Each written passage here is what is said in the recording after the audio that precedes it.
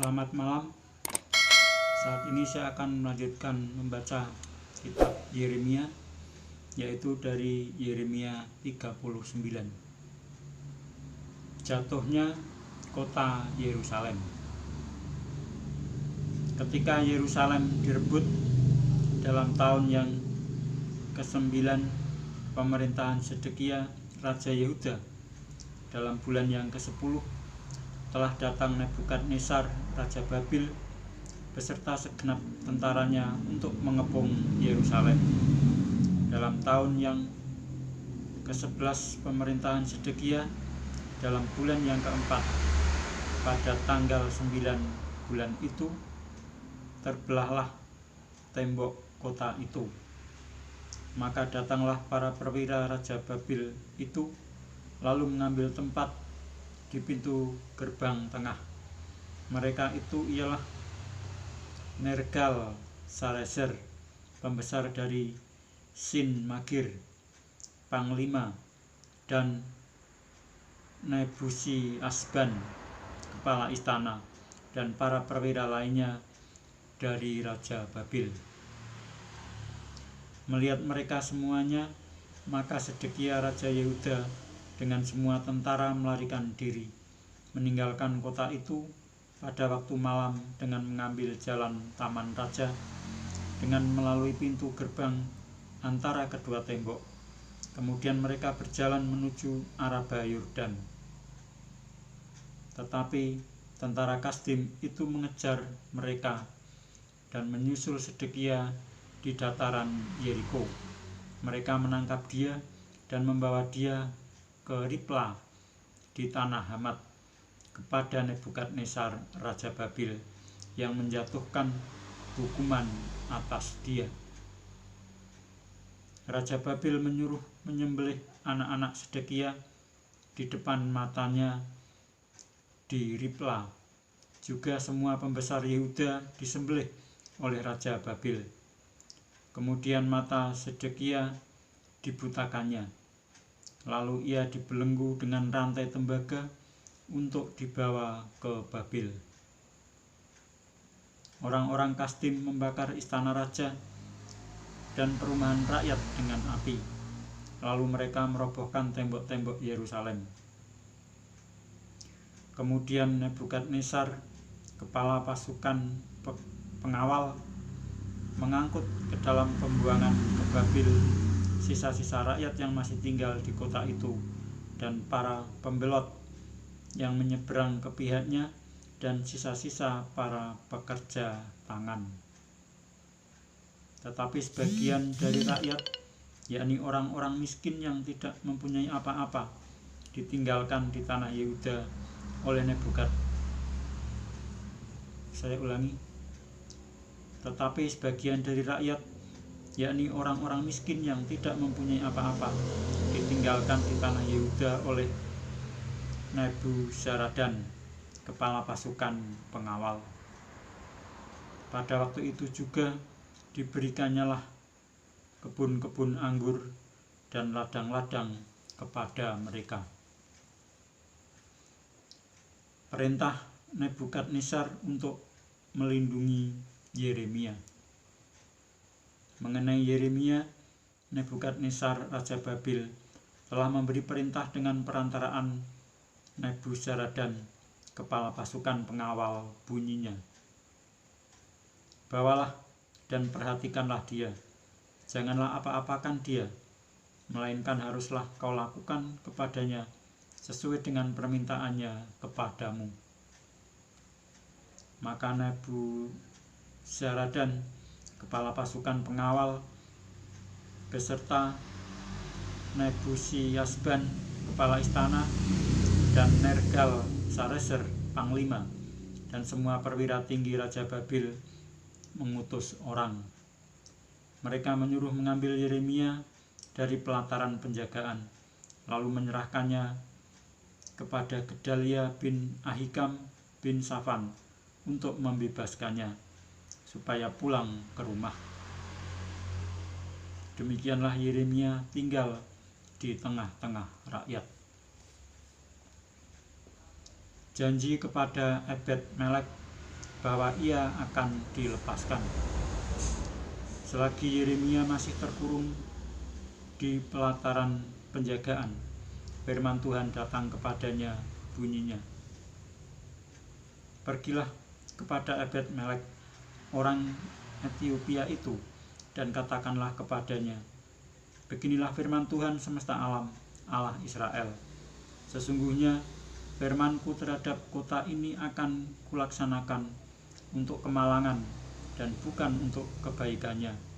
Dan semuanya itu akan terjadi di depan matamu pada waktu itu juga." Pada waktu itu juga, demikianlah firman Tuhan, "Aku akan melepaskan engkau, dan engkau tidak akan diserahkan ke dalam tangan orang-orang yang kau takuti. Tetapi dengan pasti, aku akan meluputkan engkau. Engkau tidak akan rebah oleh pedang, nyawamu akan menjadi jarahan bagimu, sebab engkau percaya kepadaku." Demikianlah firman Tuhan. Saya lanjutkan membaca Yeremia yang ke-40. Yeremia tinggal pada Gedalia. Firman yang datang daripada Tuhan kepada Yeremia sesudah ia dilepaskan dari Rama oleh Nebuzaradan, kepala pasukan pengawal, yang telah menyuruh untuk mengambilnya, terbelenggu pada tangannya di tengah-tengah semua orang buangan dari Yerusalem dan Yehuda yang hendak diangkut ke dalam pembuangan ke Babil. Kepala pasukan pengawal itu telah mengambil Yeremia dan berkata kepadanya, "Tuhan Allahmu telah mengancamkan malapetaka ini atas tempat ini, dan ia telah melaksanakannya. Tuhan telah melakukan apa yang diancamkannya, oleh karena kamu telah berdosa kepada Tuhan dan tidak mendengarkan suaranya, sehingga terjadilah hal ini kepada kamu. Maka sekarang lihatlah, aku melepaskan engkau hari ini dari belenggu yang ada pada tanganmu itu. Jika engkau suka untuk ikut pergi dengan aku ke Babil, marilah, aku akan memperhatikan engkau. Tetapi jika engkau tidak suka untuk ikut pergi dengan aku ke Babil, janganlah pergi. Lihat, seluruh negeri ini terbuka untuk engkau. Engkau boleh pergi kemana saja engkau pandang baik dan benar. Engkau boleh kembali kepada Gedalia bin Ahikam bin Safan, yang telah diangkat oleh Raja Babil atas kota-kota Yehuda, dan tinggallah bersama-sama dia di tengah-tengah rakyat. Atau kemana saja engkau pandang benar, pergilah ke situ." Lalu kepala pasukan pengawal itu memberikan kepadanya bekal makanan dan suatu hadiah, kemudian melepas dia pergi. Jadi pergilah Yeremia kepada Gedalia bin Ahikam di Mizpah, dan diam bersama-sama dengan dia di tengah-tengah rakyat yang masih tinggal di negeri itu. Masa Gedalia menjadi gubernur dan pembunuhannya. Ketika semua panglima tentara yang masih berada di luar kota dengan orang-orangnya mendengar bahwa Raja Babil telah mengangkat Gedalia bin Ahikam bin Safan atas negeri itu, dan bahwa kepadanya telah diserahkan pengawasan atas laki-laki, perempuan, dan anak-anak, yaitu dari orang-orang lemah di negeri itu yang tidak diangkut ke dalam pembuangan ke Babil, maka pergilah mereka kepada Gedalia di Mizpah. Mereka ialah Ismail bin Netanya, Yohanan bin Kareah, Seraya bin Tanhumet, anak-anak Efai orang Netofa itu, dan Yesanya, anak seorang Maaka, bersama dengan anak buahnya.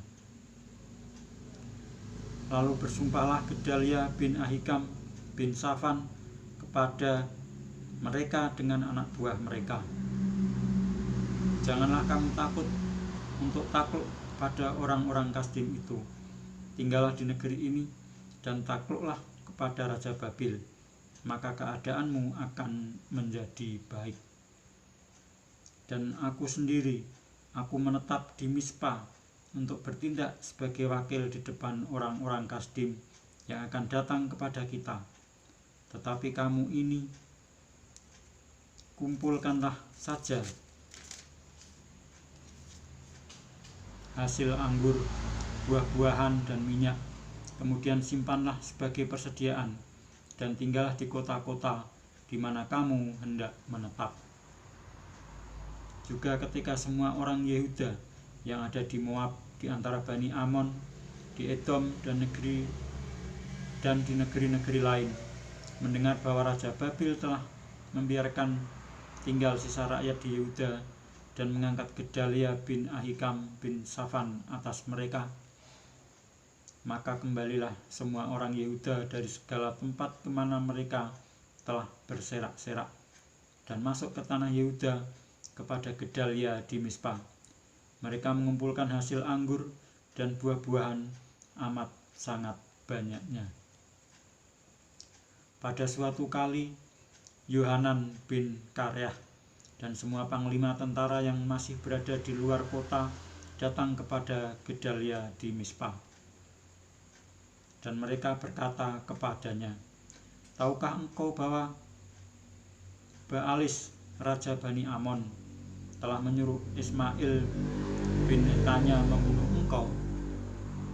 Tetapi Gedalia bin Ahikam tidak percaya kepada mereka. Kemudian Yohanan bin Kareah berkata dengan diam-diam kepada Gedalia di Mispa, "Baiklah, aku pergi membunuh Ismail bin Netanya itu dengan tidak diketahui siapapun juga. Mengapa engkau harus dibunuhnya sehingga semua orang Yehuda yang telah berkumpul di sekelilingmu berserak-serak lagi dan sisa Yehuda itu binasa?" Tetapi Gedalia bin Ahikam menjawab Yohanan bin Kareah, "Janganlah lakukan itu, sebab yang kau katakan tentang Ismail itu adalah bohong." Saya lanjutkan membaca Yeremia 41. Dalam bulan yang ke-7, datanglah Ismail bin Netanya bin Elisama. Ia keturunan raja dan perwira tinggi raja, beserta 10 orang kepada Gedalia bin Ahikam di Mispa. Sementara mereka makan roti bersama-sama di Mispa, maka bangkitlah Ismail bin Netanya dengan ke-10 orang yang ada bersama-sama dia. Lalu mereka memukul mati Gedalia bin Ahikam bin Safan dengan pedang. Demikianlah Ismail membunuh dia yang telah diangkat Raja Babil atas negeri itu. Juga semua orang Yehuda yang ada bersama-sama dengan Gedalia di Mispa dan orang-orang Kasdim, yakni prajurit yang terdapat di sana, dipukul mati oleh Ismail. Esok harinya, sesudah ia membunuh Gedalia, ketika itu belum ada yang tahu, datanglah orang-orang dari Sikem, dari Silo, dan dari Samaria, 80 orang jumlahnya, yang janggutnya bercukur, pakaiannya koyak-koyak, dan badannya bertoreh-toreh. Mereka membawa korban sajian dan kemenyan untuk dipersembahkan di rumah Tuhan. Lalu keluarlah Ismail bin Netanya dari Mispa untuk mendapatkan mereka sambil menangis. Ketika ia bertemu dengan mereka, berkatalah ia kepada mereka, "Pergilah kepada Gedalia bin Ahikam." Tetapi ketika mereka sampai ke tengah-tengah kota itu, maka mereka disembelih oleh Ismail bin Netanya dengan dibantu oleh orang-orang yang bersama-sama dengan dia. Mayat-mayat mereka dicampakkan ke dalam perigi. Tetapi di antara mereka terdapat 10 orang yang berkata kepada Ismail, "Janganlah bunuh kami, sebab kami masih mempunyai perbekalan tersembunyi di luar kota, yakni gandum, jelai, minyak, dan madu." Maka ia pun membiarkan mereka, tidak membunuhnya bersama-sama dengan rekan-rekan mereka. Adapun perigi kemana Ismail melemparkan segala rakyat, Adapun perigi kemana Ismail melemparkan segala mayat orang-orang yang dipukulnya mati itu adalah perigi besar yang telah dibuat oleh Raja Asa untuk menghadapi Baesa, Raja Israel.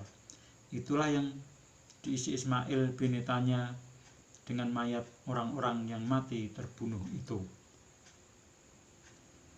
Lalu Ismail mengangkut sebagai tawanan seluruh sisa-sisa rakyat yang ada di Mispa itu, putri-putri raja dan semua orang yang masih tinggal di Mispa, yang telah ditempatkan di bawah Gedalia bin Ahikam oleh Nebuzaradan, kepala pasukan pengawal itu. Ismail bin Netanya mengangkut mereka sebagai tawanan, lalu ia berangkat untuk menyeberang ke daerah Bani Amon. Tetapi ketika Yohanan bin Karyah serta semua perwira tentara yang bersama-sama dengan dia mendengar tentang segala kejahatan yang telah dilakukan Ismail bin Netanya, maka mereka pun mengumpulkan semua anak buah mereka, lalu mereka berangkat memerangi Ismail bin Netanya. Mereka bertemu dengan dia di telaga yang di Gibeon. Ketika seluruh rakyat yang bersama-sama dengan Ismail melihat Yohanan bin Karyah serta semua perwira tentara yang bersama-sama dengan dia, maka bersukacitalah mereka. Semua orang yang diangkut sebagai tawanan oleh Ismail dari Mispa itu berbalik dan pergi mengikuti Yohanan bin Karyah. Tetapi Ismail bin Netanya beserta 8 orang terluput dari tangan Yohanan dan pergi ke daerah Bani Amon.